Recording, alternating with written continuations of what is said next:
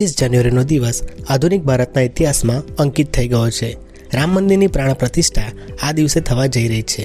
તે કોઈ સંયોગ નહીં પણ ભગવાન રામ સાથે જોડાયેલું તથ્ય છે। શું 500 વર્ષ પહેલાં મુગલ રાજાઓના આક્રમણ ફક્ત ભારત પર જ નહીં પરંતુ દેશની આસ્થાના કેન્દ્ર પર પણ થયા હતા અને આ કેન્દ્ર હતું અયોધ્યામાં રામ જન્મભૂમિ મંદિર। 500 વર્ષ સુધી અયોધ્યા અને રામ જન્મભૂમિ મંદિરનું મિલન ન થઈ શક્યું। હવે 500 વર્ષ બાદ એ જ જગ્યા પર નવેસરથી ઇતિહાસ લખાઈ રહ્યો છે। ભવ્ય રામ મંદિર બનીને તૈયાર છે। 22મી જાન્યુઆરીએ ભગવાન રામ મંદિરમાં બિરાજમાન થશે। હવે સવાલ એ ઊભો થાય છે કે પ્રાણ પ્રતિષ્ઠા 22મી જાન્યુઆરીએ જ કેમ પસંદ કરવામાં આવી? તો તેનું કારણ છે કે હિન્દુ પૌરાણિક માન્યતાઓ અનુસાર ભગવાન રામનો જન્મ અભિજીત મુહૂર્તમાં મૃગશીર્ષ નક્ષત્રમાં થયો હતો। આ જ સમયે અમૃત સિદ્ધિ યોગ અને સવાર્થ સિદ્ધિ યોગનો પણ સંગમ થયો હતો। આ તમામ શુભ યોગ 22મી જાન્યુઆરી 2024ના રોજ ફરી એક સાથે થશે।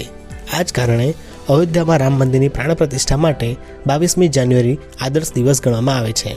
આટલું જ નહીં પણ પ્રાણ પ્રતિષ્ઠા માટે ખાસ મુહૂર્તને પણ અનુસરવામાં આવશે। મંદિરમાં પ્રાણ પ્રતિષ્ઠાનો કાર્યક્રમ ભલે કલાકો સુધી ચાલવાનો હોય પણ મંદિરમાં ભગવાન રામની મૂર્તિની પ્રતિષ્ઠા ફક્ત 84 સેકન્ડમાં જ પૂરી થશે।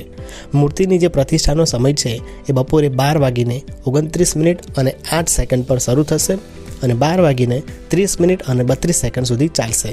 આ માત્ર 84 સેકન્ડની અંદર જ ભગવાન રામની મૂર્તિની પ્રતિષ્ઠા થશે। આ તો વાત થઈ મુહૂર્તની, પણ હવે વાત કરીશું ભગવાન રામની પ્રતિમાની, જે જયપુરમાં તૈયાર થઈને અયોધ્યામાં લાવવામાં આવી। સફેદ માર્બલમાંથી તૈયાર કરવામાં આવેલી મૂર્તિની સૌથી મોટી ખાસિયત એ છે કે તે ભગવાન રામ અને ભગવાન વિષ્ણુનું મિશ્રણ છે। મૂર્તિમાં ભગવાનના બાળ સ્વરૂપના દર્શન કરી શકાય છે। મૂર્તિમાંથી ઝાલર જેવો અવાજ સંભળાય છે, જે તેના ખાસ પ્રકારના માર્બલને લીધે આભારી છે। ભગવાન રામની મૂર્તિની આસપાસ માર્બલમાંથી જ સિંહાસન તૈયાર કર્યું છે, જેમાં સૂર્ય ઉપરાંત કમળ અને સૂર્યમુખીના ફૂલની કોતરણી કરેલી છે।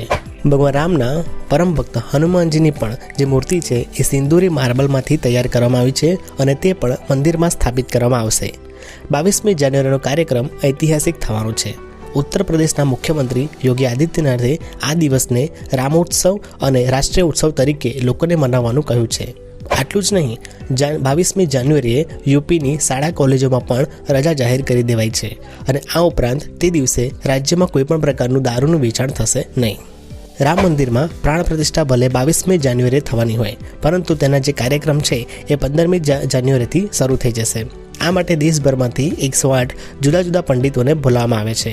પ્રાણ પ્રતિષ્ઠાના દિવસે જ અયોધ્યામાં કેટલાક વર્લ્ડ રેકોર્ડ પણ સર્જાવાના છે। 22મી જાન્યુઆરી ભારત માટે એક નવો તહેવાર બની ગયો છે।